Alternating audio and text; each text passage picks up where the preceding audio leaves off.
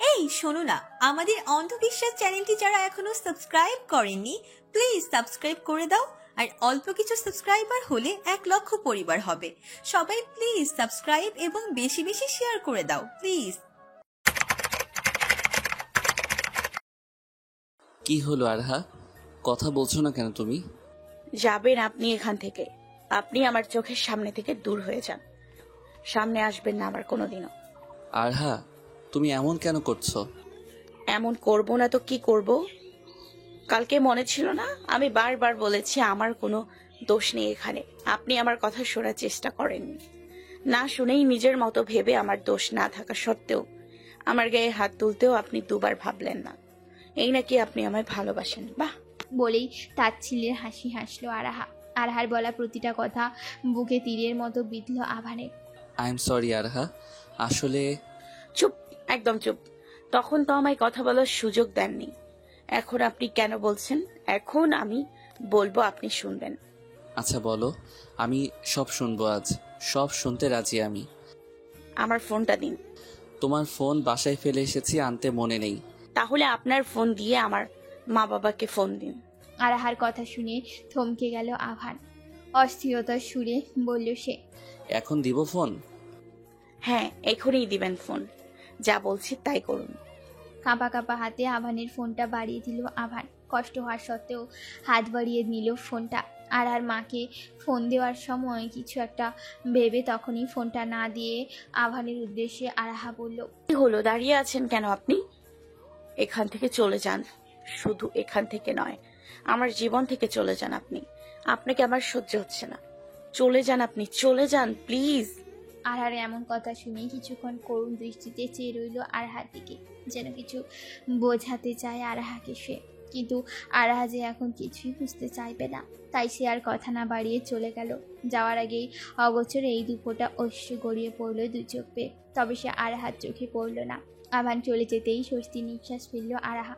কিন্তু আরাহা তার মাকে ফোন দিল না, সরাসরি আরিশাকে ফোন দিল।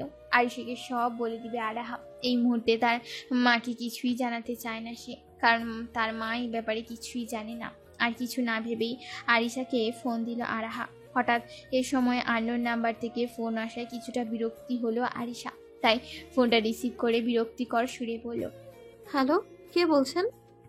হ্যালো আরিশা, আমি আরহা বলছি। তুই কোথায়? তুই জানিস আঙ্কেল আন্টি কত টেনশন করেছে তোকে না পেয়ে? আমায় ফোন দিয়ে বলেছে, কিন্তু আমি তো তোর ব্যাপারে তাদের কিছুই বলতে পারিনি, কারণ তুই ঠিক কোথায় আছিস আমি জানিই না। তোকে অনেকবার ফোন দিয়েছি কিন্তু তুই ফোনটা রিসিভ করিসনি। আমিও অনেকবার ফোন দিয়েছি তোকে। আরিশার কথা শুনে হঠাৎই কান্না করে উঠল আরাহা। আরহার এমন আচরণে বিচলিত হয়ে পড়ল আরিশা, তাই বিচলিত কণ্ঠে বলল, কি হয়েছে? কাঁদছিস কেন? কিছু কি হয়েছে রে? আমি হসপিটালে, তুই চলে আয় তাড়াতাড়ি। আমায় এসে নিয়ে যায় এখান থেকে। তুই হসপিটালে? মানে কি হয়েছে তোর? তুই না সকালে সেজে গুজে আভান ভাইয়ের জন্য গিয়েছিলি, তাহলে কি এমন হলো যে এখন হসপিটালে তুই? তোর বা আভান ভাইয়ের কিছু হয়নি তো? যখনই আরাহা আরিশাকে কিছু বলতে যাবে তখনই হঠাৎ হন্তদন্ত হয়ে চলে এলো আভান। বাইরে বেরিয়ে যাওয়ার পর হঠাৎ কিছু একটা ভেবে পুনরায় কেবিনের ভেতর দ্রুত প্রবেশ করলে আভান আর এসেই উত্তেজিত কণ্ঠে আরার উদ্দেশ্যে বলল, কার সাথে কথা বলছো তুমি? আমার ফোন আমাকে দাও। হঠাৎ আভানের কণ্ঠস্বর পেয়ে চমকে উঠল আরাহা। আরা কিছু বলার বা বুঝায় ওঠার আগেই হঠাৎই হাত থেকে ফোনটা কেড়ে নিল আফান। হাত থেকে ফোনটা নিয়ে কেটে দিল আভান। আরহার সাথে কথা বলতে বলতে হঠাৎ ফোনটা কেটে যাওয়ায় অবাক হয়ে গেল আরিশা। আর এক মুহূর্ত অপেক্ষা না করে দ্রুত আরাহার দেওয়া লোকেশন অনুযায়ী রওনা দিল আরিশা। রাগান্বিত কণ্ঠে আভান আরাহার উদ্দেশ্যে বলল, আমি ভেবেছিলাম তুমি তোমার মায়ের সাথে কথা বলছো, কিন্তু না, আমি ভুল। তুমি আরিশাকে ফোন দিয়ে আমার নামে সব বলে দিয়েছো। বললে কি করবেন আপনি? ভুল আপনি করেছেন, তা কেন মানুষ জানবে না? আভানের ভীষণ রাগ হলো, তবে সেটা প্রকাশ করল না সে। নিজেকে শান্ত করে নিয়ে বলল, একটা কথা ভালো করে মনে রাখো, আমার ব্যাপারে যেন কেউ কিচ্ছু না জানতে পারে। তোমার মা বাবা তো নাই, আরিশাও যেন জানতে না পারে। বলবো, সবাইকে বলবো। আপনার কি তাতে? আপনি দোষ করবেন আর আমি কাউকে কিছু বলবো না। আপনি আমায় চেনেন না।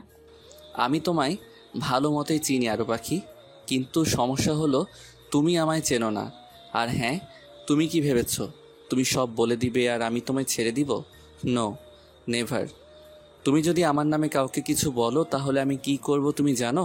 কি করবেন কি আপনি? তোমার আপনজনদের আমি মেরে ফেলবো। তুমি কি চাও তোমারই সামনে তোমার আপনজনদের মরা মুখ দেখতে? বলেই রহস্যময় এক হাসি দিল আভান। আভানের এরূপ কথা শুনে ভয় পেয়ে গেল আরাহা। আরাহার এমন ভয়ার্ত চেহারা দেখে বাঁকা হাসল আভান। হাসতে হাসতেই বলল, কি ভয় পেয়ে গেলে নাকি আমার কথা শুনে? না না না, এমন করবেন না প্লিজ আভান। তাহলে যা বললাম, আমার সম্পর্কে একটা তথ্য যেন কেউ জানতে না পারে। আর আমি কাল তোমাকে মেরেছি এর জন্য সরি, কিন্তু কেউ যেন এ ব্যাপারে জানতে না পারে। জানলে কি হবে তা তো জানোই তো। না না, এমন কিছু করতে হবে না, আমি কাউকে কিছু বলবো না। এই তো গুড গার্ল, এখন রেস্ট নাও, বেশি চাপ নিও না। সুস্থ হয়ে গেলেই তোমায় বাড়ি পাঠিয়ে দিব, আর বাকিটা না হয় আমি ভেবে নিব। তোমার এত ভাবতে হবে না। আভানের কথায় প্রতিউত্তরে কোনো কিছু বলল না আরাহা। আভানের দিকে ঘৃণার দৃষ্টিতে তাকিয়ে রাগে ঘৃণায় মুখ ফিরিয়ে নিল সে। আভান আরাহার দিকে একবার তাকিয়ে দীর্ঘশ্বাস ফেলে সেখান থেকে প্রস্থান করলো। আভানের উপর আরাহা যতটা না রেগেছিল তার চেয়ে দ্বিগুণ রেগে গেল। আরাহার সেই প্রচণ্ড ঘৃণা হলো আভানের প্রতি। হঠাৎই আরাহার কেবিনে প্রবেশ করলো একটি অল্প বয়সী মেয়ে। এসেই আরাহার উদ্দেশ্যে বলল, আসবো আরহাপু? হাস্যজল একটি অল্প বয়সী অপরিচিতা মেয়েকে আরাহার কেবিনে দরজার সামনে দাঁড়িয়ে থাকতে দেখে বেশ অবাক হলো আরাহা। কিছুটা অপ্রস্তুত কণ্ঠে মেয়েটির উদ্দেশ্যে আরাহা বলল, কে তুমি? আর তুমি আমায় চিনলে কিভাবে? আমার নামই বা জানলে কিভাবে? এত প্রশ্ন একসাথে করলে কোনটা রেখে কোনটার উত্তর দিই বলো তো আরহাপু? আচ্ছা তাহলে আগে তোমার নামটা বলো। আমার নাম ইমশা রহমান, তবে সবাই আমাকে সংক্ষেপে ইমি বলেই ডাকে। তুমিও আমাকে ইমি বলে ডাকবে কেমন আরহাপু? ইমশা, বাহ, নামটা তো সুন্দর আর আনকমনও। দেখতে হবে না কার নাম সুন্দর তো হবেই। তোমার নামটাও কিন্তু সুন্দর। আচ্ছা ঠিক আছে ইমি, সে না হয় বুঝলাম, তবে তুমি আমায় চিনো কিভাবে সেটা বলো। ইমি কোনোভাবে উত্তরটা এড়িয়ে যেতে চাচ্ছিল, তবে আরাহা জোরাজুরিতে কিছু একটা ভেবে পড়ল। তোমায় আমি অনেক আগে থেকেই চিনি আরহাপু। তোমার কলেজের অপোজিটে আমার কোচিং। প্রতিদিনই কোচিংয়ে যাওয়ার সময় আমি তোমার কলেজে যেতে দেখতাম। ভেবেছি কথা বলবো, তবে কথা বলার সময়টা আর হয়ে উঠল না। আমরা তো রাস্তায় যেতে আসতে কতজনকেই প্রতিদিন দেখি, কই তাদের দেখে তুমি আমায়? আরার মুখের কথা কেড়ে নিয়ে ইমি বলল, তোমার আচার ব্যবহার আমার ভালো লেগেছে, আর তোমার বান্ধবীরা আমাকে তোমার নাম বলেছে। কিন্তু তুমি কিভাবে জানলে আমি এখানে? কেউ তো জানে না। আরে আমার বাবা এই হসপিটালের একজন ডক্টর। আমি আজ এসেছিলাম, এসে দেখি এই কেবিনে তুমি, তাই চলে এলাম তোমার সাথে দেখা করতে। ও আচ্ছা, ভালো করেছো। তোমার বাবাই কি আমার ট্রিটমেন্ট করছেন? না, আমার বাবা না, আরেকজন ডক্টর, কিন্তু কে সেটা আমি বলতে পারবো না, আমি তো জানি না। ও আচ্ছা। আরাহার কোনো প্রশ্ন করল না। এতে যেন ইমি হাঁপ ছেড়ে বাঁচল। আচ্ছা আর আপু, আজ আসি তাহলে, আবার দেখা হবে, ভালো থেকো। আচ্ছা।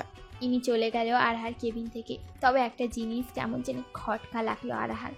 আরাহার কি হয়েছে এবং আরাহার হাতে জায়গায় জায়গায় মারের দাগ, এটা দেখা সত্ত্বেও ইমি কিছুই জিজ্ঞেস করলো না। যদিও ভালোভাবে মলম লাগানোর জন্য মারের দাগ ওভাবে তেমন বোঝা যাচ্ছে না, কিন্তু খুব ভালোভাবে কাছ থেকে খেয়াল করলে বোঝা যাবে। আর বারবার আরাহাকে কিভাবে চিনে এটা এড়িয়ে যাওয়া, এইসবই কেমন জানি খটকা লাগলো আরাহার কাছে। তবে আরাহা বিষয়টা তেমন মাথা ঘামিয়ে দেখলো না, মাথা থেকে ঝেড়ে ফেললো সে এইসব উদ্ভট চিন্তা ভাবনাগুলো। তবে ইমি দেওয়া আর হাপু নামটা বেশ ভালো লাগলো, সেই সাথে হাসিও পেল। কেবিনের দরজায় খট করে শব্দ হওয়াতে আবারও দরজার দিকে তাকালো আরাহা। তাকে দেখলো আরিশা হন্তদন্ত হয়ে চলে এসে আরাহাকে দেখতে। তখন আভানের ফোনের লোকেশন অন থাকায় তা সহজেই ট্র্যাক করে আরাহা যে হসপিটালে আছে সেখানেই চলে এসছে আরিশা। আরাহাকে এভাবে শুয়ে থাকতে দেখে দ্রুত দৌড়ে আরাহার কাছে গিয়ে আরিশার কান্না মিশ্রিত কণ্ঠে বলল, এই আরহা, কি হয়েছে তোর? আর তুই হসপিটালেই বা কেন? কালও তো ভালোভাবেই বের হয়েছিলি, তাহলে? আরিশার কাছে চলে আসতেও যেন আরাহার হাতে মারের দাগ দেখতে না পারে, সেজন্য ওড়না দিয়ে নিজের হাতটা ঢেকে ফেললো আরাহা। আর চায় না আরিশাকে কিছু বলতে। যদি কিছু বলে তাহলে আর সেইটা যদি কোনোভাবে আভান জানতে পারে তাহলে ওর মা বাবা ভাইয়ের অনেক বড় ক্ষতি করে ফেলবে, এমনকি মেরেও ফেলবে হয়তো বা। আরাকে চুপ থাকতে দেখে আরিশা অস্থির কণ্ঠে আরাহার উদ্দেশ্যে বলল, তোকে কিছু বলেছি আমি আরহা? কি হলো, কিছু বলছিস না কেন? আরিশার কথার পরিপ্রেক্ষিতে যখনই আরাহা কোনো কথা বলতে যাবে তখনই কেবিনের দরজা দিয়ে প্রবেশ করলো আভান। আরিশা এবং আরাহাকে একসাথে দেখে রহস্যময় হাসি দিল সবার অগোচরে। আরাহা যে আরিশাকে কিচ্ছু বলেনি তা ভালো করেই বুঝতে পেরেছে আভান। ডক্টরের সাথে কথা বলে যখনই আরাহার কেবিনে আসছিল আভান তখন আরিশাকে দেখলো আরাহার কেবিনে ঢুকতে। প্রথমে আরিশাকে এখানে দেখে অবাক হলেও পরে বুঝতে পারলো আসল কাহিনী। আরিশা আরাহার উত্তরের অপেক্ষায় ছিল, তখনই পেছন থেকে আভান আরিশার উদ্দেশ্যে বলল, আর বলো না তো আরিশা, এই মেয়েকে নিয়ে আমি আর পারি না। ভাইয়া আপনি এখানে? হ্যাঁ আমি তো তোমার বান্ধবীকে হসপিটালে নিয়ে এলাম। কেন, কি হয়েছে আরহার? কালকে তোমার বান্ধবীর সে কি সাজ আর বলো না আরিশা, সেই কথা পুরাই পেতনির মতো লাগছিল ওকে দেখতে। আভানের এমন কথা শুনে রাগী দৃষ্টিতে তাকালো আরাহা। এদিকে আরাহার রাগী ফেস দেখে মিটিমিটি হাসছে আভান। ওদের এমন কাণ্ড কারখানা দিকে ফিক করে হেসে দিল আরিশা। ঠাট্টার সুরে আরিশা বলল, ভাইয়া আর বলেন না, আরহার রাগে ফুলে ব্লাস্ট হয়ে যাবে তাহলে। দেখছেন না বেলুনের মতো কিভাবে ফুলছে? আরিশার কথা শুনে সশব্দে হেসে উঠল আভান। এদিকে তো আরাহার রেগে আগুন। আরিশা হাসি থামিয়ে এবার আভানের উদ্দেশ্যে বলল, আচ্ছা তারপর কি হয়েছিল ভাইয়া? আভান বেশ অনেকক্ষণ যাবৎ চুপ করে থাকে। আরিশা এখনো জিজ্ঞাসু দৃষ্টিতে চেয়ে আছে আভানের দিকে। কিছু একটা ভেবে গম্ভীর কণ্ঠে আভান বলল, আমার জন্য অপেক্ষা করছিল। পরে আমি যখন আসলাম তখন তোমার বান্ধবী আমাকে দেখে দৌড়ে আসতে গিয়ে সবার সামনে রাস্তায় ভূত হয়ে পড়ে গিয়ে হাতে ব্যথা পেয়েছে ভীষণ। কিছুটা হাতে আঘাত পেয়েছে। পিচ ঢালাই রাস্তায় পড়ে যাওয়ার কারণে হাতের কয়েক জায়গায় রক্ত জমাট বেঁধে গিয়েছে। তবে তেমন কোনো সমস্যা হয়নি দ্রুত হসপিটালে নিয়ে আসার কারণে। কি বলেন কি ভাইয়া, তুই দেখে চলতে পারিস না আরহা? কানেই রয়ে গেলি তুই। আর আভানের দিকে অবাক দৃষ্টিতে হতভম্বের ন্যায় হাঁ করে চেয়ে রয়। এত বড় ডাহা মিথ্যে কথা বলতে পারলো আভান? কি সহজেই সুন্দর করে গড়গড় করে এমন মিথ্যা কথা বলল যে কেউ ধরতে পারবে না আভান মিথ্যে বলছে। এ কোন আভানকে দেখছে আরাহা? এ আভানকে তো চেনে না আরাহা। আভান এত খারাপ আর এত নীচ মন মানসিকতার? আরাহা এসব ভাবছিল এমন সময় আরিশা বলল, আচ্ছা ভাইয়া, এখন আরহাকে হসপিটাল থেকে রিলিজ করিয়ে বাসায় নিয়ে যেতে পারবো? আরিশার কথা শুনে অনেকক্ষণ ধরে কিছু একটা ভাবলো আভান, তারপর বলল, আচ্ছা ঠিক আছে নিয়ে যাও, তবে সাবধানে যেও। আভানের উত্তর পেয়ে আরিশা আরাহাকে রেডি করে দিল। আরাহা এখন অনেকটাই সুস্থ। যাওয়ার আগে আভানকে আরিশা বলল, আচ্ছা আসি ভাইয়া তাহলে। আচ্ছা। আভানে পড়তে উত্তরে শুধু এটুকুই বলল। আরিশা বিদায় জানিয়ে আরাহাকে নিয়ে চলে গেল। তবে আরাহা একবারের জন্য ফিরে তাকালো না আভানের দিকে। চোখের অগোচর হওয়া পর্যন্ত চেয়ে রইল আরাহা চলে যাওয়ার দিকে। এক বুক কষ্ট নিয়ে মনে মনে আভান বলল, তুমি কেন বুঝো না আরহা? তুমি আমার মনের কতটুকু জোরে আছো। ভালোবাসতে শিখিয়ে কেন ছেড়ে চলে যেতে চাচ্ছ? তুমি কেন বুঝো না তুমি হীন, আমি যে শূন্য। পুরো একদিন যাবৎ কেউ কিছু না বলে সেই যে কলেজের উদ্দেশ্যে আরাহা বেরিয়েছিল এখনো বাড়ি ফেরেনি সে। মেয়ে চিন্তায় কাল থেকে এখনো অবধি না খেয়ে বসে রয়েছে আরাহার মা। কাল চিন্তায় সারা রাত দু চোখের পাতা এক করতে পারেনি তিনি। আরাহার বাবাও ভীষণ চিন্তিত, তবে তিনি তা ভাবে প্রকাশ করছেন না। একটু আগে আরিশা ফোন দিয়ে জানালো আরাহাকে নিয়ে আরিশা আসছে তাদের বাসায়। তারা অপেক্ষায় আছেন আরাহা কখন আসবে। হঠাৎ কলিং বেলের আওয়াজে ধরপড়িয়ে উঠে দরজা খোলার জন্য গেলেন আরাহার মা। দরজা খুলতে বাইরে আরিশা এবং আরাহাকে দেখতে পেয়ে স্বস্তির নিঃশ্বাস ফেললেন তিনি। কিন্তু না জানিয়ে যেভাবে বাড়ি থেকে পুরো একদিন উধাও হয়ে যাওয়াতে ভীষণভাবে রাগ করলেন তিনি। রাগান্বিত সুরে আরাহার উদ্দেশ্যে বললেন, কাল যখন না জানিয়ে যখন বাড়ি থেকে বেরোতে পেরেছো, তাহলে আজ হঠাৎ বাড়ির কথা মনে পড়লো কেন? না আসলেই তো হতো। মা বিশ্বাস করো এমন কিছু না। থাক হয়েছে, আর ইনিবিনি মিথ্যে কথা বলতে হবে না তোমার। মা চুপ, একদম চুপ। বাসা আসলে এসো, না আসতে চাইলে যেখানে ছিলে সেখানেই চলে যাও। বলেই তিনি মুখ ঘুরিয়ে নিয়ে নিজের রুমে চলে গেলেন। আরহার বাবা কিছু না বলে তিনি নিজের রুমে চলে গেলেন। আরহা অশ্রুসিক্ত নয়নে সেদিকেই চেয়ে রয়েছে। তখনই আরহার ভাই ইহসান বলল, বাইরে দাঁড়িয়ে আছিস কেন? ভিতরে আসলে আয়, না আসলে চলে যা। এত ভঙ্গিটা ভালো লাগছে না। ভাইয়ের কথা মতো আরাহা বাসার ভিতর প্রবেশ করলো। সেই সাথে আরিশাও আরহার পিছন পিছন এলো। ইহসানের কাছে গিয়ে ডুকরে কেঁদে উঠল আরাহা। এবার নিজের ভাইকে দেখে আর চোখের পানি সামলাতে পারল না, সে কেঁদেই ফেলল। আরাহাকে ভাবে কাঁদতে দেখে ইহসান শান্ত কণ্ঠে বলল, কাঁদছিস কেন? এভাবে বললাম তাই খারাপ লেগেছে? না ভাইয়া, তাহলে কিছু না। কিছু একটা বলতে গিয়েও বলল না আরহা। আমার রুমে চল তো, তোর সাথে কথা আছে আমার। আর আরিশা, তুমিও আসো। আর কোনো কথা না বাড়িয়ে নিজের রুমে চলে গেল ইহসান।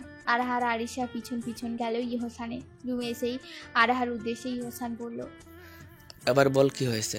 কোথায় গিয়েছিলি কাল সারাদিন? আর আমাদের কিছু না জানিয়ে কেন গেছিস? এ টু জেড সব কিছু বলবি আমায়। কিচ্ছু লাগাবি না আমার কাছ থেকে। আরা কিছু বলতে গিয়েও পারল না। সত্যিটা যে সে বলতে পারবে না, বলেই যে আভান সব শেষ করে ফেলবে।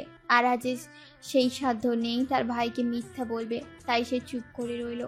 আরাহাকে চুপ থাকতে দেখে ইহসান বলল, কি হলো, চুপ করে আছিস কেন? ভাইয়া আমি বলছি, বলো।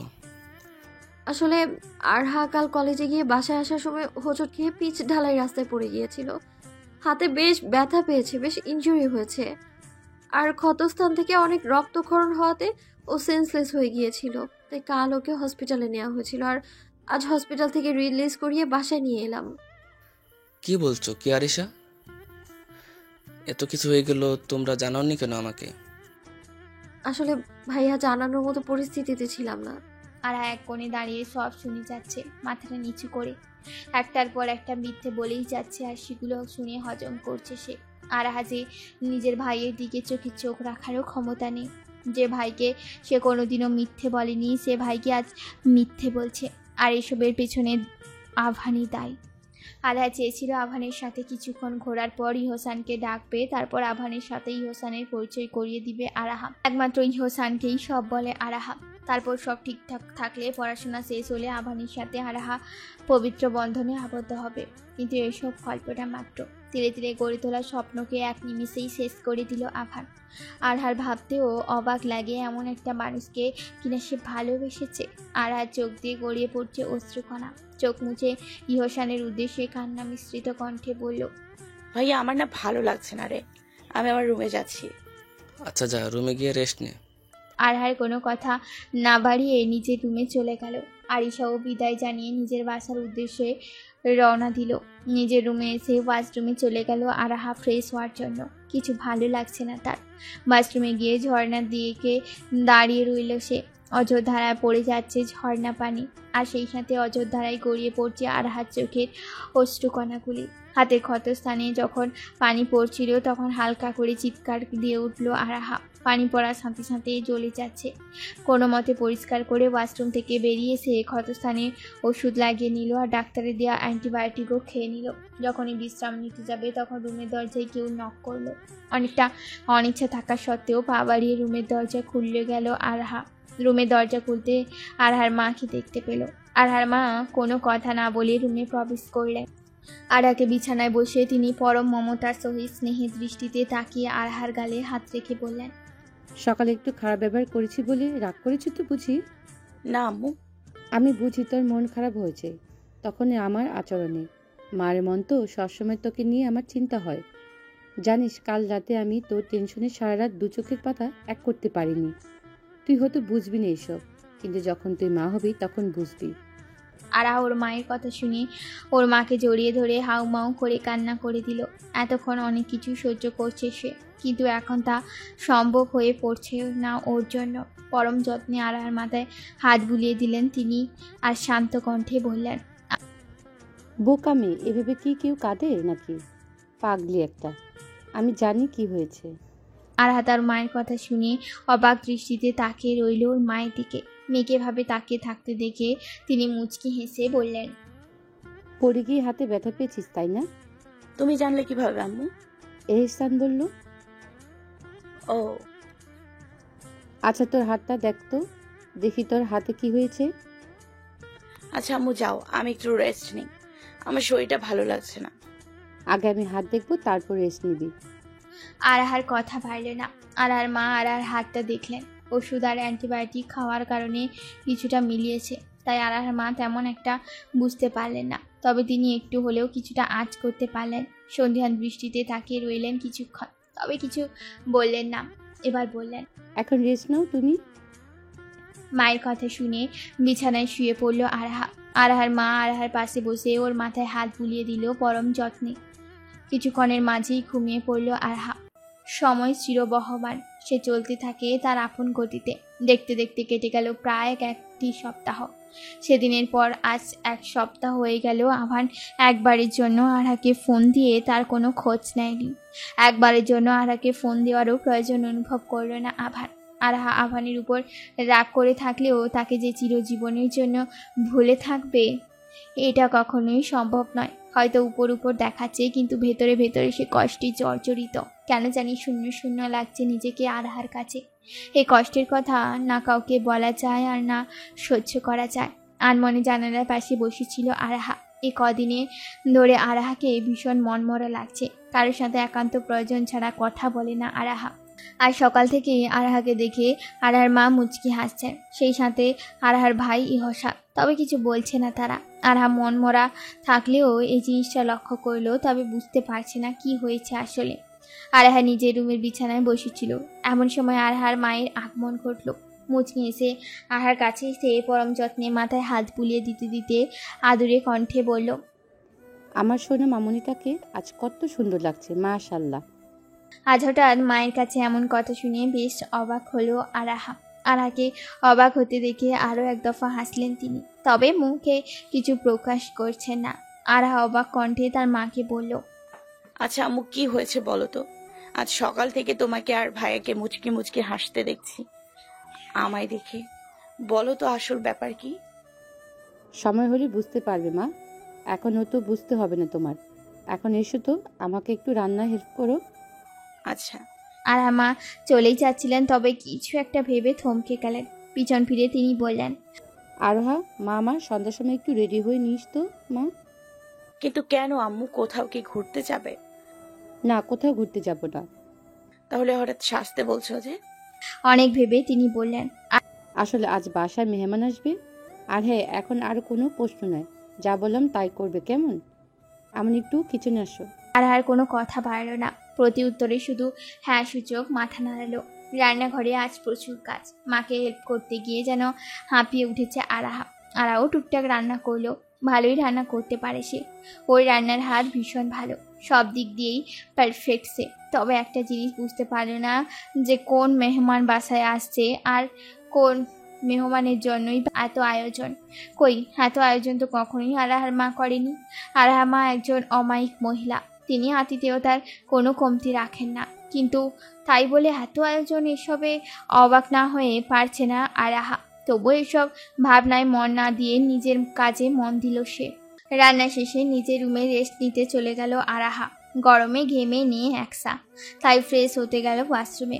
বাথরুম দিয়ে বেরিয়ে বিছানায় হেলান দিয়ে বসে বই পড়ছিল।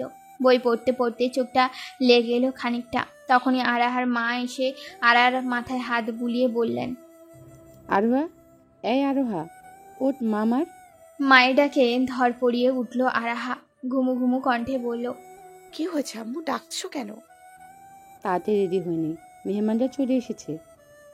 মেহমানের সাথে আমার রেডি হওয়ার কি সম্পর্ক? তুমি আপ্যায়ন করো, আমাকে একটু ঘুমোতে দাও, আমার ভালো লাগছে না। যা বলছি তাই করো, দ্রুত রেডি হয়ে নাও। আমি গেলাম, 10 মিনিটের টাইম দিলাম, 10 মিনিটের মধ্যে নিচে আসবে। আচ্ছা তুমি যাও, আমি আসছি। আচ্ছা সোনা মা আমার, লক্ষ্মী মেয়ের মতো সুন্দর করে রেডি হয়ে নাও। আরাহার কোনো কথা বলল না। আরার মা চলে গেলেন নিচে। এখনো অনেক কাজ পড়ে রয়েছে। অনেকটা অনিচ্ছা সত্ত্বেও মায়ের কথা মতো রেডি হয়ে নিল আরাহা। পরনে হোয়াইট অ্যান্ড নেভি ব্লু কম্বিনেশনে গ্রাউন্ড আর হালকা সাজে তেমনই যেন পরীর মতো লাগছে আরাহাকে দেখতে। আয়নায় নিজেকে একবার পরখ করে নিল সে। চোখ সরিয়ে নিয়ে ড্রয়িং রুমের উদ্দেশ্যে পা বাড়ালো। ড্রয়িং রুমে আসতেই দেখতে পেল একটা মধ্যবয়স্ক ভদ্র মহিলা, আর তার পাশেই বসে রয়েছে একজন ভদ্রলোক। সম্ভবত তারা হাজব্যান্ড ওয়াইফ। কিন্তু আশ্চর্য ব্যাপার, আরহা তাদের দুজনের কাউকেই চেনে না, অথচ এনাদের জন্যই আরহার মা এত আয়োজন করছেন। ব্যাপারটা ভাবতেই খটকা লাগলো আরাহার। সে ইহসানের কাছে জিজ্ঞেস করছে এ ব্যাপারে, কিন্তু ইহসান কিচ্ছু বলতে পারল না আরাহাকে। আরাহা তার ভাইয়ের সাথে কোনো কথা বলেনি আর সারাদিন। আরহার ড্রয়িং রুমে এক কোণে দাঁড়িয়ে এসব ভাবছিল।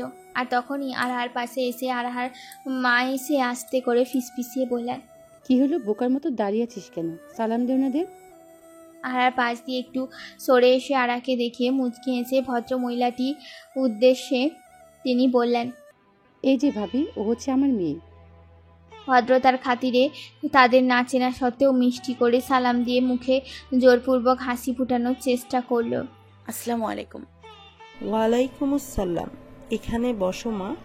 ভদ্র মহিলাটির কথা মতো আরাহা গিয়ে ওনার পাশে বসলো। আর মাথায় হাত বুলিয়ে তিনি বললেন, তুমি তো দেখতে ভারী মিষ্টি, মাশাআল্লাহ। তা মা, তোমার নাম কি? নুসাইবা জান্নাত আরহা আমার নাম। বাহ, তোমার নামটাও অনেক সুন্দর আর আনকমন। আরোহা, মা যাও, মেহমানদের জন্য নাস্তা নিয়ে এসো। আচ্ছা। কথাটা বলে আরাহা পা বাড়াতে নিলেই খপ করে হাতটা ধরে বসলেন পাশে থাকা ভদ্র মহিলাটি। তিনি বললেন, আরে মা, তুমি বসো তো, এত কাজ করতে হবে না তোমার। ভাবি, আরহা মাকে দিয়ে এত কাজ করাতে হবে না, আর এত নাস্তার দরকার নেই আমাদের। আপনারা বসেন, আমরা গল্প করি। না ভাবি, এটা কেমন দেখায় বলেন তো? আচ্ছা আন্টি, কিছু মনে করবেন না, আমি এক্ষুনি যাচ্ছি আর আসছি। বলেই আরাহা রান্নাঘরে এসে সব খাবার দাবার নিয়ে হাজির হলো মেহমানদের সামনে। সবাই পরিবেশন করলো নিজ হাতে। এতে ভীষণ খুশি হলেন ভদ্র মহিলাটি এবং ভদ্রলোক উভয়। ওনাদের দুজনেই আরাহাকে ভীষণ পছন্দ হয়েছে। ভাবি, আপনার মেয়েটা তো ভীষণ লক্ষ্মী একটা মেয়ে। আমার ওকে ভীষণ পছন্দ হয়েছে। ইচ্ছে করছে এখনই ছেলের বউ করে নিয়ে যাই। এ কথা শুনে আরাহা হতভম্বের ন্যায় দাঁড়িয়ে রইল, একবার মায়ের দিকে তো আর একবার ভদ্র মহিলার দিকে। ওনার বলা শেষ কথাটি এখনো কানে বাজছে আরাহার। ও বুঝতে পারছে না এই মুহূর্তে আসলে কি করা উচিত। এবার আস্তে আস্তে সব হিসেব মিলে গেল আরাহার। সকাল থেকে আরাকে দেখে আরার মায়ের মুচকি মুচকি হাসা, এত আয়োজন করা, ইহসান কিছু না বলা, তার মানে আরাহাকে যে আজ দেখতে আসবে ওরা সব জানতো, কিন্তু আরাহাকে কিচ্ছু জানায়নি ওরা। আরাহার মতামত না নিয়ে হুট করে এদের সিদ্ধান্ত নেওয়াতে ভীষণ রাগ হলো আরাহার। তবে আরাহা কিছুই বুঝতে দিল না সবার সামনে। আচ্ছা আন্টি, এখন আমি আসি তাহলে। ভালো থাকবেন, দোয়া করবেন আমার জন্য। বলেই আরাহা চলে গেল নিচের রুমে। আরাহা চলে যেতেই ভদ্র মহিলা আরাহার মাকে বললেন, তো ভাবি, যা বললাম আর কি, আপনি তো সব জানেনই। আমার আরহাকে পছন্দ হয়েছে। যদি সব ঠিক থাকে তাহলে সপ্তাহখানেক পর না হয় বিয়ের দিন ঠিক করা হবে। ভাবি। আচ্ছা ভাবি, তাহলে আজ আমরা আসি, আবার দেখা হবে। আচ্ছা ভাবি, আবার আসবেন। বিদায় নিয়ে চলে গেলেন ভদ্রলোক আর ভদ্রমহিলা। আরার মা আরার রুমে গিয়ে দেখলেন সব ছড়িয়ে ছিটিয়ে পড়ে আছে। আরহা বিছানায় বসে কাঁদছে। মেয়ের এমন অবস্থা দেখে তিনি কিছুটা হলেও বুঝতে পারলেন, তাই মাথায় হাত বুলিয়ে বললেন, আমি জানি তুই কেন কাঁদছিস। আমার তুই ভুল বুঝিস না, তাই না আরোহা? প্রত্যুত্তরে আরাহা কোনো কথা বলল না। হাতটা চড়িয়ে খানিকটা দূরে সরে বসল, কিন্তু চোখ দিয়ে এখনো অশ্রু সামনে বিসর্জন দিয়ে চলেছে। এইভাবেই কিছুক্ষণ চুপ থেকে কান্না মিশ্রিত কণ্ঠে ফুপিয়ে ফুপিয়ে তার মাকে উদ্দেশ্য করে বলল, আমি যে তোমাদের বোঝা, এটা আগে বললেই তো পারতে। চলে যেতাম এই বাড়ি ছেড়ে, কিন্তু তাই বলে কথা নেই বাচ্চা নেই। আমার জীবনের এত বড় একটা সিদ্ধান্ত নিলে, তাও আবার আমাকেই না জানিয়ে। কথাটা বলার সময় বারবার কথা আটকে আসছিল আরাহার। অতিরিক্ত কান্না করলেও ঠিকমতো কথা বলতে পারে না। মেয়ের কথা শুনে এবার সবটাই বুঝলো আরাহার মা। অভিমানের সুরেই কথাগুলো বলছিল আরাহা। আরাহা যে বড্ড অভিমান করেছে তার উপর। তাই এবার তিনি আরাহার গালে হাত দিয়ে পড়লেন, দূর বোকা মেয়ে, তোকে দেখতে এসেছি বলি কি তোর বিয়ে হয়ে যাচ্ছে নাকি?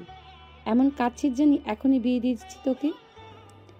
তোকে বলতে চেয়েছিলাম কিন্তু বলিনি, তুই ছোটবেলা থেকে বিয়ে পাগলি ছিলি, তাই আর বলিনি। মায়ের এমন কথা শুনে বেশ রাগ হলো আরাহার। সুযোগ বুঝে মাও তার সাথে মস্করা করে নিল। আরহার এমন অবস্থা দেখে তিনি মুচকি হাসলেন। হাসি থামিয়ে বললেন, ওনাদের আচার ব্যবহার, ছেলের আচার আচরণ দেখে আমার ভীষণ পছন্দ হয়েছে। তোকে ওনাদের ভীষণ পছন্দ হয়েছে। আচ্ছা, ছেলের ছবি দেখবি? এখন ইচ্ছে নেই কারোর ছবি দেখার। আর শোন, আমরা কিন্তু সবাই রাজি এ ব্যাপারে। এখন তুই বল, তুই রাজি কিনা? রাজি হলে এ ব্যাপারে আগাবো, নইলে না, তোর ইচ্ছা। এটা শুনে অনেকক্ষণ চুপ থেকে আরাহা কিছু একটা ভেবে বলল, আমাকে কি ভাবার জন্য সময় দেওয়া যাবে? যত সময় চাই ভাব, ভেবেচিন্তে সিদ্ধান্ত নে, কারণ এটা তো জীবনে তুই ভালো বুঝবি। হুম।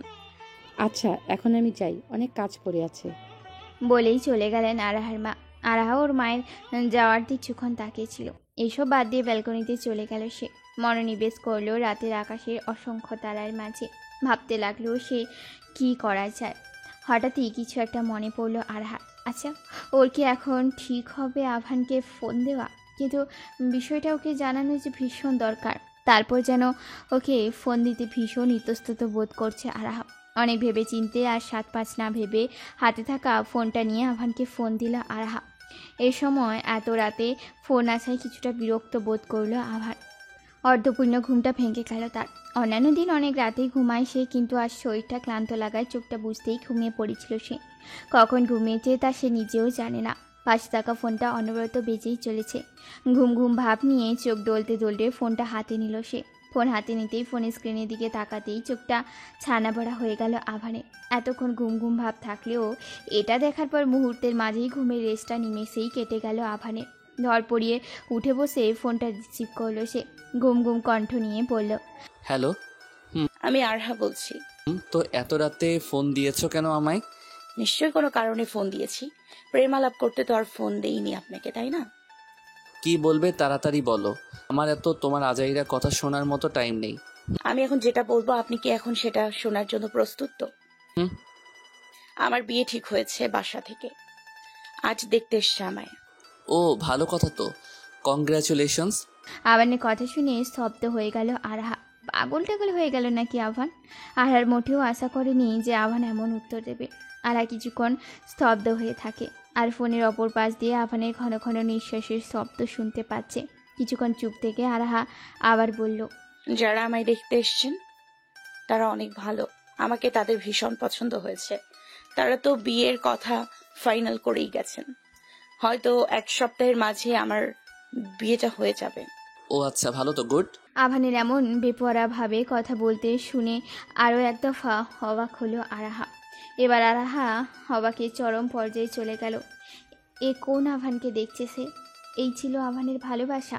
তার মানে কখনো ভালোবাসেনি আরাহাকে। এটা তার মনে এক পাক্ষিক ভালোবাসা ছিল, যেটা শুধু আরাহি বেশি ছিল, আভান নয়। ভাবতে বুকটা চৌচির হয়ে গেল আরাহার। এবার আভান বলল, তো ছেলে দেখতে কেমন? অনেক সুন্দর দেখতে। কি করে? বিজনেস, অনেক বড় লোক। আরাহি ব্যাপারে কিছুই জানে না। যা বলেছে মিথ্যে বলেছে। ওয়াও, ভালো তো, you are so lucky. Lucky তো। এনিওয়েজ, আমার বিয়েতে আপনার দাওয়াত রইল, কিন্তু আসতে ভুলবেন না জানো। শিওর আসবো। কেন? অবশ্যই আসবো। তোমার বিয়েতে না আসলে কি হয়? ভালো খাবারের ব্যবস্থা করো, কবজি ডুবিয়ে খাবো। তা তো অবশ্যই। আচ্ছা, আমাকে বলা হয়েছে তোমার সব কথা? এটা বলার জন্যই আপনাকে ফোন দিয়েছি। বুঝেছি। এখন ঘুমাও, যাও।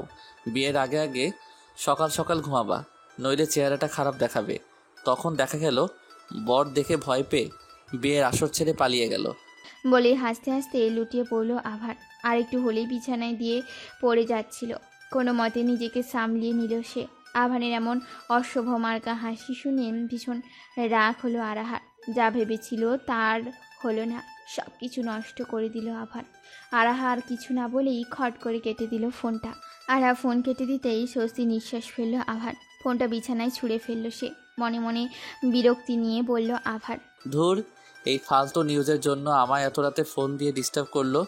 ডিস্টার্ব তো না, আমার ঘুমের 12টা বাজালো। অসহ্য। ওর বিয়ে হলেও কি না হলেও কি, আমার তাতে কি?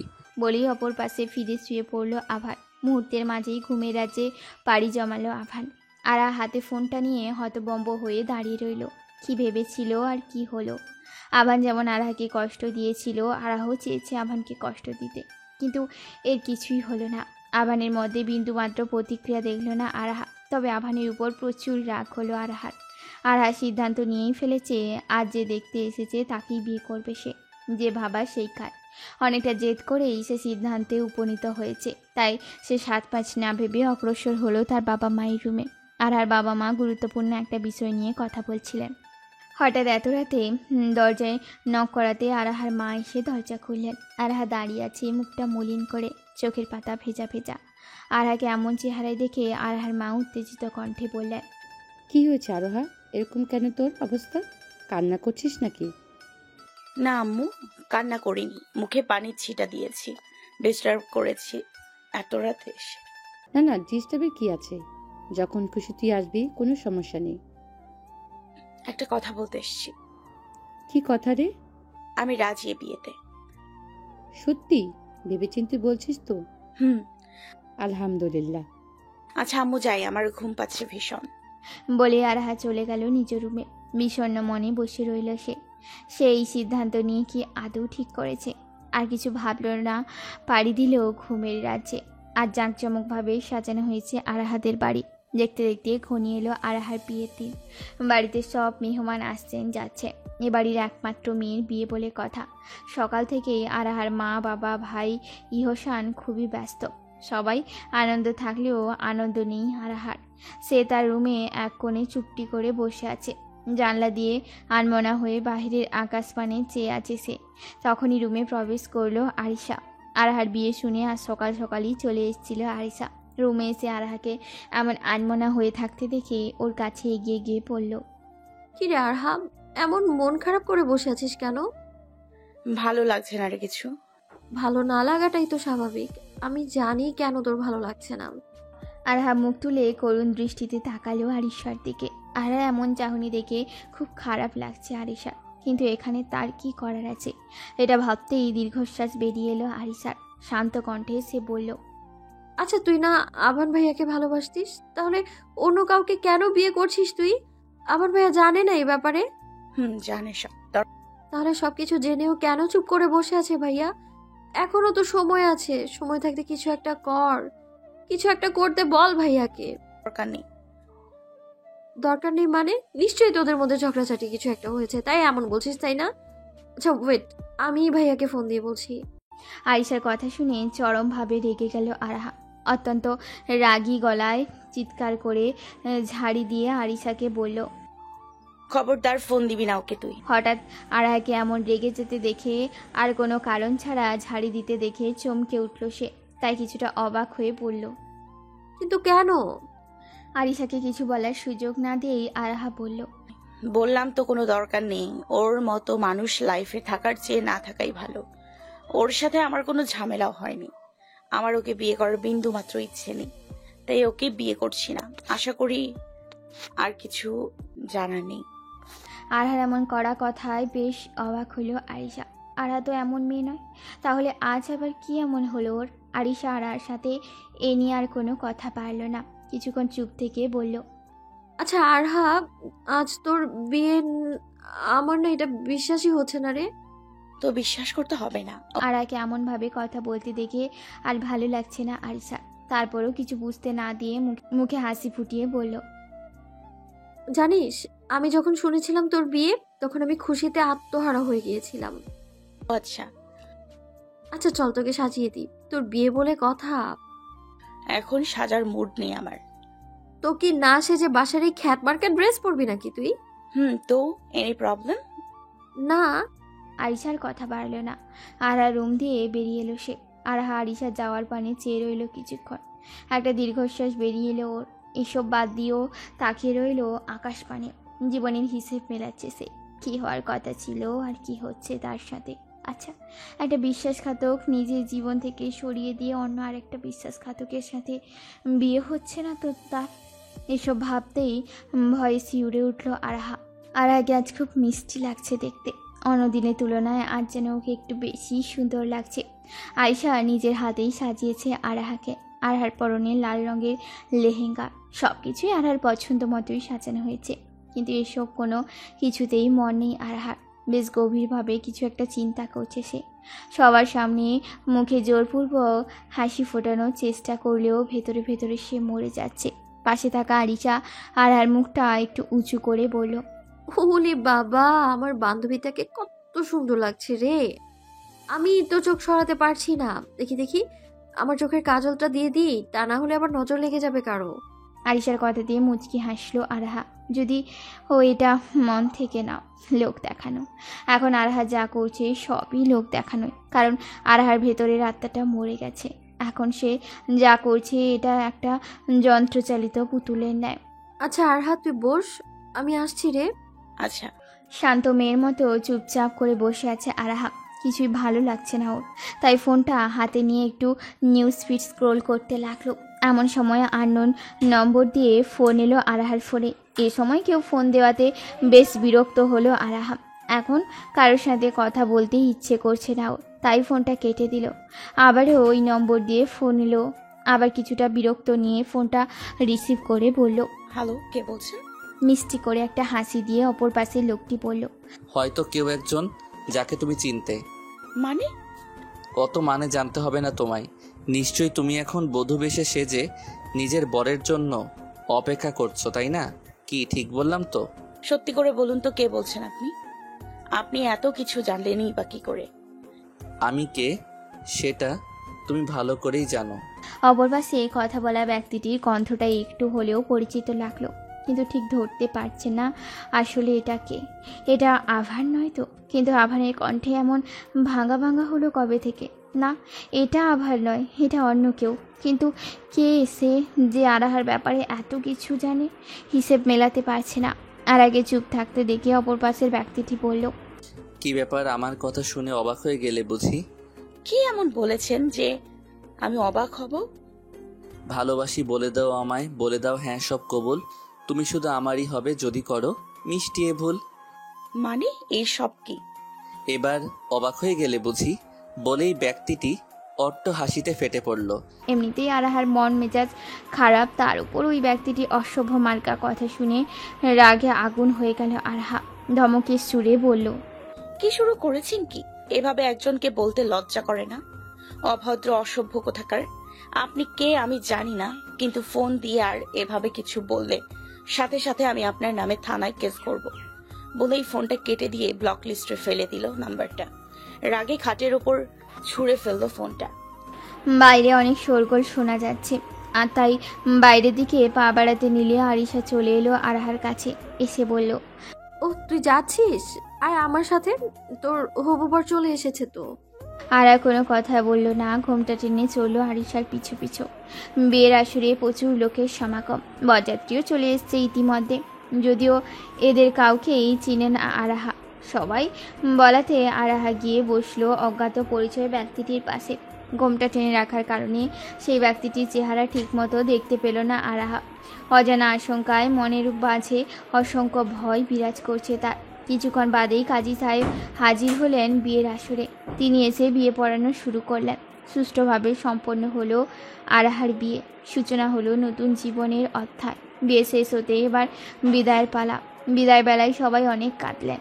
একমাত্র বিয়ে হাসে বাড়ি ছেড়ে অন্যত্র চলে যাবে, এটা মেনে নিতে কষ্ট হচ্ছে তাদের। আরাহার মা, বাবা, ভাই আরিশা অঝরে কেঁদে চলেছে, কিন্তু আরাহার মাঝে এসব কিচ্ছু নেই। ও তো পাথরের মূর্তির ন্যায় দাঁড়িয়ে রয়েছে। আরহার বাবা আরাহার বরের হাত ধরে বললেন, বাবা, ও আমার একমাত্র মেয়ে, ওকে তুমি দেখে রেখো, কষ্ট পেতে দিও না ওকে। ও কিন্তু অনেক সেনসিটিভ, অল্পতেই অনেক কষ্ট পায়। যদিও কখনো ভুল করে ওকে মাফ করে দিবা। আমি কিন্তু ওর গায়ে একটা ফুলের টোকাও পড়তে দেইনি। ও আমার কলিজার টুকরা, ওর গায়ে একটা আঁচড় লাগলে সেটা আমার গায়ে লাগবে। আমার সেই কলিজার টুকরা মেয়েটাকে আজ তোমার হাতে তুলে দিচ্ছি বাবা। কথা দাও তুমি ওকে ভালো রাখবে। জি বাবা, কথা দিলাম, আমি ওর গায়ে একটা ফুলের টোকাও পড়তে দিব না। আরাহার বাবা আর নিজেকে সামলাতে পারলেন না, হু হু করে কেঁদে উঠলেন তিনি। আরাহার বাবাকে শান্ত করলো আরাহার হবু বর ইহসান। আরাহার কাছে এগিয়ে এসে ভাঙা গলায় বলল, আমি আর তোকে জ্বালাবো না রে, তুই যাস না রে, থেকে যা। তোর কি লাগবে শুধু আমায় বল, আমাদের ছেড়ে যাস না, বাড়িটা ফাঁকা হয়ে যাবে, প্লিজ থাক। বলতে বলতেই কেঁদে ফেললেন ইহসান। আরহা নিজেকে ধরে রাখতে পারল না, আর ডুগরে কেঁদে উঠল সে। ইহসান পরম যত্নে তা মুছে দিল। অবশেষে সব কিছু ছেড়ে গাড়িতে উঠে পড়ল আরহা। গন্তব্যস্থল তার হবু শ্বশুর বাড়ি। এক হাতে ঘোমটা টেনে ফুলসজ্জিত একটি বিছানায় বসে আছে আরাহা। এ বাড়িতে এসেছে ঘন্টা দুয়ে, কিন্তু এখনও হবু বাড়ির আসার নাম নেই। সেই তখন গাড়ি থেকে নামিয়েই যেন কোথায় হাওয়া হয়ে গেল ব্যক্তিটি। তারপর তো সেই ভদ্রমহিলা রুমে নিয়ে এলেন ওকে। কিছুক্ষণ গল্প করে চলে গেলেন তার কাছে। কেউ আসছে না দেখে মাথা থেকে ঘুমটা সরিয়ে ফেলল সে। এদিকে রাত হয়ে যাওয়ায় আর সারাদিনের ধকল যাওয়ায় ঘুমে পড়ে যাচ্ছে আরাহা। আর তখনই দরজা খট করে একটি শব্দ হলো। এই শব্দে হকচকে উঠল আরাহা। সব কিছু ঠিকঠাক করে নিল সে, শুধু ঘোমটাটা টানতে ভুলে গেল। দরজাটা খুলে প্রবেশ করলো আরাহার হবু বর। হবু বরকে দেখে থমকে গেল সে। গোল্ডেন শেরওয়ানিতে মুখের মাঝে হাত গুজে এক দৃষ্টিতে তাকিয়ে আছে আরাহার দিকে। এইভাবে বর রূপে এত সামনে থাকা ব্যক্তিটিকে এখানে দাঁড়িয়ে থাকতে দেখে হতভম্ব হয়ে গেল আরাহা। সে বুঝতে পারছে না এখন এ মুহূর্তে তার কি করা উচিত। সামনে থাকা ব্যক্তিটি আর কেউ নয়, সে হলো আভান। কিছুটা অবাকের সুরে আভানকে উদ্দেশ্য করে বলল, আপনি এখানে এত রাতে এলেন কিভাবে, আর এমন সাজি বা কেন? আরার কথাতে বাঁকা হাসলো আভান, আর এগিয়ে আসতে লাগলো আরাহার দিকে। আরার কাছে এসে ওর হাত ধরেই তা ঝাড়ি দিয়ে সরিয়ে নিয়ে বলল, সরে যান বলছি এখান থেকে। লজ্জা করে না আপনার অন্যের বউকে স্পর্শ করতে? নির্লজ্জ বেহায়া কোথাকার। অন্যের বউ? কিছুক্ষণ পর বলল, আভান চৌধুরীর বউ তুমি? কি কি সব যা তা বলছেন কি আপনি? যা তা না, ঠিকই বলছি আমি। হ্যাঁ, আপনি যা বলছেন সব মিথ্যা। আমি এক বিন্দুও বিশ্বাস করি না আপনাকে। আচ্ছা এই নাও কাবিন, স্পষ্ট জলজল করছে আমার আর তোমার নাম। আভানের হাত দিয়ে কাবিনটা ছো মেরে নিয়ে দেখলো আভান। ঠিকই বলেছে, সত্যি এখানে আরাহার আভানের নাম স্পষ্ট জলজল করছে। তার মানে একটু আগে যার সাথে বিয়ে হয়েছে সে আভানই। এটা ভেবেই যেন মাথায় আকাশ ভেঙে পড়লো আরার। সে নিজের চোখকে বিশ্বাস করতে পারছে না। আরার অবস্থা বুঝতে পেরে আভান ঠাট্টার ছলে বলল, আরহা তুমি বোকা সেটা জানি, তাই বলে এতটা বোকা আগে জানতাম না। সাইন করার সময় তো নামটা দেখবে, তারপর কথা বললাম। কণ্ঠস্বর পেয়ে তো বোঝা উচিত ছিল আমি কে। এত দিন ধরে চিনো আমায়, তাও বুঝলে না? তুমি অনেক বোকা। তুমি কোনো কিছুই বিচার বুদ্ধি দিয়ে বিবেচনা করো না, যে যা বলে তাই বিশ্বাস করো। সব সময় আমরা চোখের সামনে যা দেখি তা সত্যি নাও হতে পারে, তার পিছনে কঠিন সত্য লুকিয়ে থাকতে পারে, যেটা আমার বিচার বুদ্ধি দিয়ে বিবেচনা করে নিতে হয়। আশা করি তুমি বুঝতে পেরেছ আমি কি বলতে চেয়েছি। আভানের একটা কথাও সহ্য হচ্ছে না আরহার। ভীষণ রাগ হচ্ছে আভানের উপর। রাগান্বিত সুরে বলল, আপনি একটা ঠকবাজ। আপনি ঠকিয়েছেন আমায়। সবকিছু প্ল্যান মাফিক করেই আমায় বিয়ে করেছেন। তখন আপনিই ফোন দিয়েছিলেন আমায়, তাই না? লজ্জা করে না আপনার অসভ্য কোথাকার? আপনি সরে যান আমার সামনে থেকে। আমি মানি না এই বিয়ে। তুমি মানা আর না মানাতে আমার কিচ্ছু যায় আসে না। আমি মানি, এটাই আসল। আর সব কিছু মেনেই এই বিয়েটা হয়েছে, সবাই সাক্ষীও। সো বিয়েটা হয়েছে, অ্যান্ড আজ থেকে তুমি আমার বউ। কিসের বউ? কার বউ? আমি কারোর বউ নই। বললাম না আমি মানি না এই বিয়ে। মানতে হবে না এই বিয়ে। এখন যাও, গিয়ে ঘুমিয়ে পড়ো। অনেক বকবক করেছো তুমি, তুমিও ঘুমাও, আমাকেও ঘুমাতে দাও। আমি এখন আমার বাসায় যাব।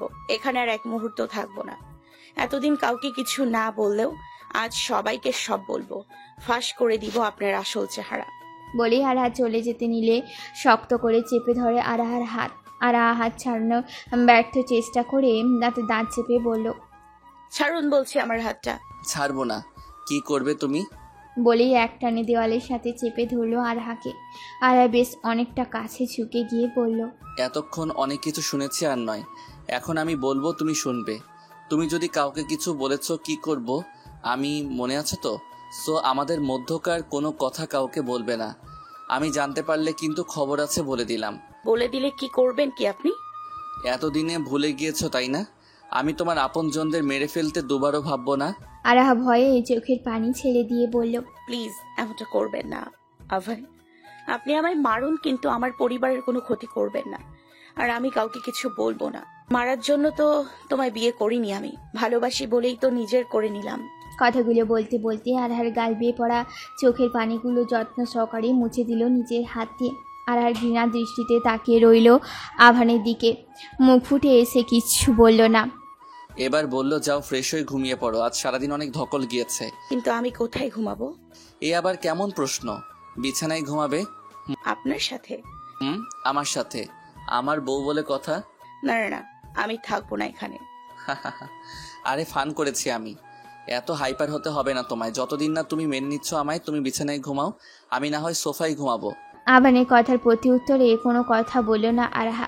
তবে ও যেন হাত ছেড়ে বাঁচল। এতক্ষণ বেশ চিন্তায় ছিল সে। ফ্রেশ হয়ে এসে ঘুমিয়ে পড়ল আরহা। এদিকে আভান এক দৃষ্টিতে চেয়ে আছে আরহার দিকে। কিছুক্ষণ পর চোখ ফিরিয়ে নিয়ে মুচকি হাসল সে। ঘুমন্ত অবস্থায় আরহাকে কি নিষ্পাপটাই না লাগে, বড্ড বেশি মায়াবী লাগে ওকে দেখতে তখন। আরহা যে আভানের মায়াবতী। আর কিছু না ভেবে ব্যালকনিতে চলে গেল সে। আজ আভানের মনটা বেশ ফুরফুরে। অবশেষে পরিকল্পনা মাফিক সব সম্পন্ন হলো আজ। গভীর রাত 3:15। এমন সময় সশব্দে কোনো কিছু পড়ে ভেঙে যাওয়ার আওয়াজে কাঁচা ঘুমটা ভেঙে গেল আরহার। ধর পড়িয়ে উঠে বসলো সে। ঘুমের রেস এখনও কাটেনি ওর। হাই তুলতে তুলতে এদিক সেদিক খুঁজছে কি হয়েছে তা দেখার জন্য। আর তখনই দেখতে পেল আভান দ্রুত গতিতে বেরিয়ে যাচ্ছে রুম থেকে। এত রাতে আভানকে এভাবে হন্তদন্ত হয়ে বের হতে দেখে বেশ অবাক হলো আরহা। অবাক হয়ে পিছন দিয়ে ডাক দিয়ে পড়ল, আভান কোথায় যাচ্ছেন আপনি? কিছু কি হয়েছে? আভান চলে যাচ্ছিল এমন সময় পেছন দিয়ে আরহা ডাক দেওয়ায় থমকে দাঁড়ালো সে। আরহা উঠে গেছে, তার মানে এখন আরহাকে কোনো কিছু বলা যাবে না, তাহলেও চিন্তা করবে। তাই শান্ত কণ্ঠে আরহার দিকে ফিরে বলল, কিছু হয়নি আরহা, তুমি ঘুমিয়ে পড়ো, আমি খুব শীঘ্রই আসছি। বলেই আরহাকে আর কিছু বলার সুযোগ না দিয়ে চলে গেল আভান। আরহা হতবম্বের ন্যায় তাকিয়ে রইল আভানের চলে যাওয়ার দিকে। সে বুঝতে পারছে না কি হয়েছে এই আভানের। এত রাতে আভান কোথায় যাচ্ছে আর কেনই বা যাচ্ছে? কেন জানি না, আভানের কিছু একটা লুকাচ্ছে আরহার কাছ থেকে। যতদূর বুঝতে পারছি কিছু একটা হয়েছে, কিন্তু আসলে কি হয়েছে? সেই যে মাঝরাতে আভান হন্তদন্ত হয়ে বেরিয়েছিল, এখনও আসার নাম নেই ওর। এখন সকাল 8:45। চারিদিকে আলোয় আলোকিত। আজ যেন প্রখর কিরণ দিচ্ছে সূর্য। এদিকে নানা চিন্তার কারণে আর দু চোখের পাতা এক করতে পারল না আরহা। শত চেষ্টা করেও ঘুমোতে পারেনি সে। এদিকে যে সকাল হয়ে গেছে তা খেয়াল নেই ওর। সে যে বিচরণ করছে তার ভাবনার জগতে। কিছু তো একটা হয়েছে, সেটা তখনকার আভানের অবস্থা দেখেই বুঝতে পেরেছে আরহা। কিন্তু কি হয়েছে তা জানা নেই আরহার। কেন জানি আরহার মনে হচ্ছে আভান কিছু একটা লুকাচ্ছে আরহার কাছ থেকে। চিন্তার পাহাড় জমিয়েছে আরহার মাথাতে। চিন্তায় রুমের চারিদিকে পায়চারি করতে লাগলো সে। মাঝে মধ্যে বেলকনিতে গিয়ে উঁকি দিয়ে দেখছে আভান আসছে কিনা। আরহা এসব ভাবছিল আর পায়চারি করছিল। তখনই দরজায় কড়া নাড়ার শব্দে ধ্যান ভাঙল আরহা। দ্রুত গিয়ে খুলে দিল দরজাটা। দরজা খুলেই দেখতে পেল দরজার ওপারে দাঁড়িয়ে আছেন এক মধ্যবয়সী মহিলা। এ তো সেই ভদ্র মহিলা যে কিনা আরহাকে পছন্দ করেছিলেন। কিন্তু ইনি আভানের কি হন তা জানে না আরহা। ইনি তো আভানের মা নন, কারণ আভানের মা তো অনেক ছোটবেলায় মারা গিয়েছিল। আভান বলেছিল আরহাকে। তাহলে ইনি কে হতে পারে? তবে কি আভানের চাচি নাকি? আরহাকে অন্যমনস্ক হয়ে থাকতে দেখে তিনি আরহার গালে হাত রেখে মিষ্টি করে হেসে বললেন, কি এত ভাবছো মা? ওনার কথাতে ধ্যান ভাঙল আরহার। আরহা সব ভাবনা চিন্তা বাদ দিয়ে বিনয়ের সুরে বলল, আসসালামু আলাইকুম, কেমন আছেন? ওয়ালাইকুম আসসালাম, আলহামদুলিল্লাহ ভালো আছি। এবার বলো, কি ভাবছিলে? তো না মানে কিছু না। কিছু তো একটা ভাবছিলি, দেখলেই বোঝা যাচ্ছে। আর কিছু না ভেবে মনের মাঝে ঘুরপাক করতে থাকা প্রশ্নটা করেই ফেলল কোনো ভনিতা ছাড়া। আচ্ছা, একটা কথা জিজ্ঞেস করব, আপনি রাগ করবেন না তো? আরে না, আমায় বলবে না তো কাকে বলবে? তুমি নির্দ্বিধায় আমায় বলতে পারো। আমাকে কি বলবে বলো মা? আচ্ছা, আপনি কে হন আভানের? ও এই ব্যাপার, আমি আভানের খালামণি হই। ওর তো মা বাবা কেউ নেই এই পৃথিবীতে, আমি ওর সব। ও আমায় মামনি বলে ডাকে। ও, তাহলে আমিও আপনাকে মামনি বলে ডাকি। তুমি যা ইচ্ছে তাই বলে আমায় ডাকতে পারো, কোনো সমস্যা নেই। আচ্ছা মামনি। আরহার মুখে মামনি ডাক শুনে ভীষণ খুশি হলেন তিনি। এবার তিনি আরহার হাত ধরে বিছানায় বসিয়ে বললেন, জানো ছেলেটা ছোটবেলা থেকে কত কষ্টে বড় হয়েছে, অনেক কষ্ট সহ্য করতে হয়েছে ওকে অল্প বয়সে। ওর মা মারা যাবার পর ওর বাবা অফিসের কাজে বেরিয়ে যেত। বাসায় ওর চাচি ওকে সহ্য করতে পারতো না, ওকে প্রচুর মারধর করত। এমনকি ওর সাথে আমাদের দেখা পর্যন্ত করতে দিত না। ও ভয়ে ওর বাবাকে মুখ ফুটে কিছু বলতেও পারতো না। জানো, ওর একটা বোনের খুব শখ ছিল। একটা বোন হয়েছিল, কিন্তু শেষ রক্ষার হলো না। মা মেয়ে দুজনেই দুনিয়ার মায়া ত্যাগ করলো, রেখে গেল আভানের মতো নিষ্পাপ বাচ্চাটাকে। তবে ওকে দেখে একবারের জন্য মায়া হলো না আভানের চাচির। নিত্যের মতো আচরণ করতো ওর সাথে। কান থেকে চুন খসলেই মার খেতে হতো ওকে। এমনকি ওকে ঠিক মতো খেতেও পর্যন্ত দিত না। শৈশবটা ওর এমনই কেটেছে, আমি চাইলেও ওর জন্য কিচ্ছুটি করতে পারিনি। এভাবে বড় হওয়ার কারণে সেই থেকে ছেলেটা আমার যাকে আর বদমেজাজিতে পরিণত হলো। কয়েক বছর মানসিক ট্রমার ভিতরে ছিল। এই ট্রমা ছাড়াতে ওর অনেক সময় লেগেছে। এখনো সেই ট্রমাতে আছে। তবে ওর একটা ভালো গুণ, যাকে একবার ভালোবাসে তাকে তার সবটুকু উজাড় করে ভালোবাসে, আর সেই ভালোবাসার ভাগ কাউকে দিতে চায় না ও। এটুকু বলে থামলেন তিনি বলতে গিয়ে তার চোখে দিয়ে পানি পড়তে লাগলো। আভানের এমন করুণ অবস্থা শুনে খারাপ লাগলো আরহার চোখেও পানি টলমল করছে। তার মানে এত কষ্ট পেয়ে বড় হয়েছে আভান বলেছিল, কিন্তু এত কিছু বলেনি ওকে। এই কারণে আভান আরহার সাথে এমন বিহেভ করেছিল। আভান সহ্য করতে পারেনি আরহাকে অন্য কারোর সাথে দেখে। এখন সবটাই ক্লিয়ার আরহার কাছে। অতি আগ্রহের সহিত আরহা বলল, তারপর কি হয়েছিল মামুনি? তারপর আপনারা পেলেন কিভাবে আভানকে? আর ওনার চাচা চাচি কই থাকেন? সে অনেক কথা, পরে না হয় কোনো একদিন সময় পেলে বলবো। তুমি তো আর কোথাও চলে যাচ্ছ না, এখনো অনেক কাজ বাকি রয়েছে। যাই, রান্নাঘরে যাই। আমিও আপনার সাথে যাব মামুনি। যাবে তুমি? আজ এই বাড়িতে প্রথম দিন, তোমার কষ্ট করে যেতে হবে না। এরপর থেকে না হয় তুমি সামলিও। আমি কি পর? তুমি কেন পর হতে যাবে? তুমি তো আমার মেয়ের মতোই। তাহলে মেয়ে মাকে সাহায্য করতে পারে না, আমি আপনাকে সাহায্য করতে চাই। আচ্ছা চলো তাহলে। আভানের খালামণির সাথে রান্নাঘরের দিকে গেল আরহা। যাওয়ার সময় হঠাৎই চোখে পড়ল ড্রয়িং রুমের সোফায় বসে থাকা মেয়েটির দিকে। মেয়েটি বেশ ভালো করেই চেনে সে। এ তো সেই মেয়ে যে আরহাকে হসপিটালে দেখতে গিয়েছিল। কিন্তু ও এখানে কি করছে? আরহাকে এভাবে দাঁড়িয়ে থাকতে দেখে আভানের খালামণি ওকে দেখে বুঝতে পারলেন, তাই তিনি হেসে বললেন, এই যে সোফায় যাকে দেখছো, ও আমার মেয়ে ইমি, মানে আভানের খালাতো বোন। আরহা বিস্ময়ের দৃষ্টিতে তাকিয়ে রইল ওনার দিকে। ইমি আরহাকে দেখে আলতো করে হাসলো। তারপর আরহার দিকে এগিয়ে এসে বলল, আরহা আপু, কেমন আছো? কতদিন পর দেখা হলো তোমার সাথে। আরহাও মুচকি হেসে বলল, এই তো আলহামদুলিল্লাহ ভালো। তোমার কি খবর ইমি? আলহামদুলিল্লাহ ভালো। ওরা গল্প করতে করতে চলে গেল রান্নাঘরে। এসবের মাঝে আরহা এক প্রকার ভুলেই গেল আভানের কথা। কাজ শেষে যখনই আরহা বিশ্রাম নেওয়ার জন্য রুমের দিকে অগ্রসর হতে যাবে, তখনই কলিং বেলের আওয়াজ হলো। আরহা গিয়ে দরজাটা খুলতেই দেখতে পেল আভান দাঁড়িয়ে আছে, বিধ্বস্ত অবস্থা। আমাকে এইভাবে দাঁড়িয়ে থাকতে দেখে আরহার মনের মাঝে অসংখ্য অজানা আশঙ্কার দানা বাঁধল।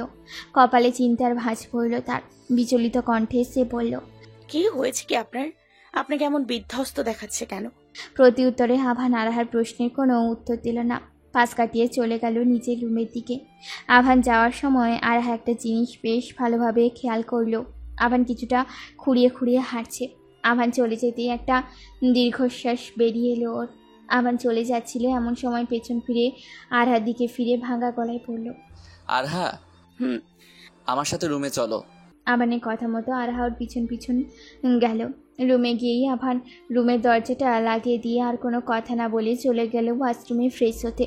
আভান কি করছে বা কি করবে কিছুই বুঝতে পারছে না সে। হঠাৎ কাউকে কিছু না বলে আভানের বাইরে বেরিয়ে যাওয়া, এতক্ষণ পর আবার ফিরে আসা, তাও আবার এমন বিধ্বস্ত অবস্থায়। সব কেমন জানি রহস্য লাগছে আরহার কাছে। আসলে কি হয়েছে আভানের, সব যেন মাথার উপর দিয়ে যাচ্ছে।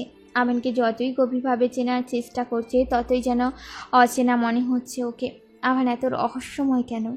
বিছানায় বসে বসে এসব ভাবছিল আরহা। এমন সময় আভান দ্রুত গতিতে আরহার কাছে এসে আরাহা বিচরণ করছিল তার ভাবনার জগতে। এমন সময় কোনো কথাবার্তা ছাড়াই দ্রুত গতিতে আরার কাছে এসে আচমকায় ওর কোলে শুয়ে পড়ল আভান। চোখ বন্ধ করে পরম নিশ্চিন্তে শুয়ে আছে আরাহার নরম কোলে আভান। আর এদিকে আরাহা তো পুরোই ফ্রিজড। হঠাৎ করে এমন আচমকা তার কোলে এভাবে শোয়াতেই পুরোই সফট হয়ে গেল সে। আভান যে এমন করবে তা ভাবনারও বাইরে ছিল আরাহার। আভান চোখ বন্ধ করেই ক্লান্ত কণ্ঠে বলল, আরহা, আমার মাথায় একটু হাত বুলিয়ে দাও না। আমার না কিছু ভালো লাগছে না, খুব ক্লান্ত লাগছে আমার। পারলে একটু মাথার চুলগুলো টেনে দিও। আরাহা কোনো কথা বলতে পারল না। ওর মুখ দিয়ে এমন একটা কথাও বের হচ্ছে না। কাঁপা কাঁপা হাতে আলতো করে হাত বুলিয়ে দিল আভানের মাথায়। এতে আভান শত কষ্টের মাঝেও আলতো করে হাসল। আজ আভানকে দেখতে বেশ অন্যরকম লাগছে। আজ এতদিন পর খুঁটিয়ে খুঁটিয়ে দেখছে আভানকে। এর আগে এত কাছ থেকে কখনো দেখেনিও। ঘন আঁখি পল্লব বিশিষ্ট মানবটির মুখশ্রীটা কি সুন্দর না দেখাচ্ছে, বেশ মায়াবী লাগছে দেখতে। তবে চোখে মুখে ক্লান্তির ছাপ। মাথায় চুলগুলো টেনে দিতে দিতে আভানকে আরাহা বলল, আভান, একটা কথা বলি। বলো। কাল রাতে আপনি তাড়াহুড়ো করে কোথায় গিয়েছিলেন? আরাহা এই কথা শুনে দ্রুত গতিতে উঠে বসলো আভান। ব্যস্ত কণ্ঠে বলল, এসব তোমার না জানলেও চলবে আরহা। বললে কি সমস্যা? আমায় বললে কি পৃথিবী ধ্বংস হয়ে যাবে? না, তা না বলাই যায়, কিন্তু কিন্তু কি? শোনা, থাক, আপনার বলতে হবে না আমায়। কে হই আমি আপনার যে আপনি আমায় বলবেন? আসলে আমার বেহায়ার মতো জিজ্ঞেস করাই উচিত হয়নি। আপনি যা ইচ্ছে করুন, আমার কি তাতে। বলে চলে যাচ্ছিল আরাহা। আর তখনই হ্যাঁচকা টান দিয়ে নিমেষেই মিশিয়ে নিল নিচের বুকের মাঝে। হঠাৎ এমন হতে আচমকা চমকে উঠল আরাহা। এবার আরাহা আভানের কাছ থেকে ছাড়া পাওয়ার জন্য ছটফট করতে লাগলো।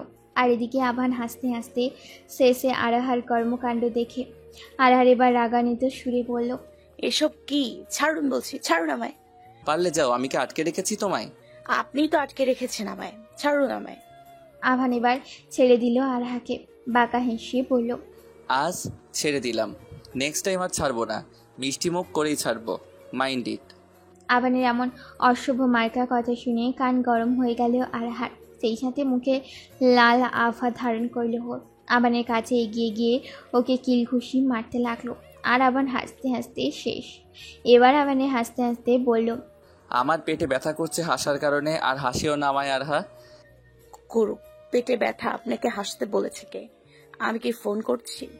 অসভ্য মার্কা কথা বলেন শুধু। সে তুমি আমায় যাই বলো না কেন, বেশ অনেক দিন পর আজ মন খুলে হাসতে পারলাম। এবার আরাহার গালে হাত রেখে আভান বলল, আমার আরু পাখিটার বুঝি ভীষণ অভিমান হয়েছে আমার প্রতি। আমি কাল রাতে একটা জরুরি কাজে বেরিয়েছিলাম, এমন একটা কাজ যেটা আমার প্রাণনাশের কারণ হতে পারত। তবে সতর্ক থাকার কারণে বেঁচে ফিরেছি। শুধু এতটুকু জেনে রাখো, এর থেকে বেশি জানতে হবে না।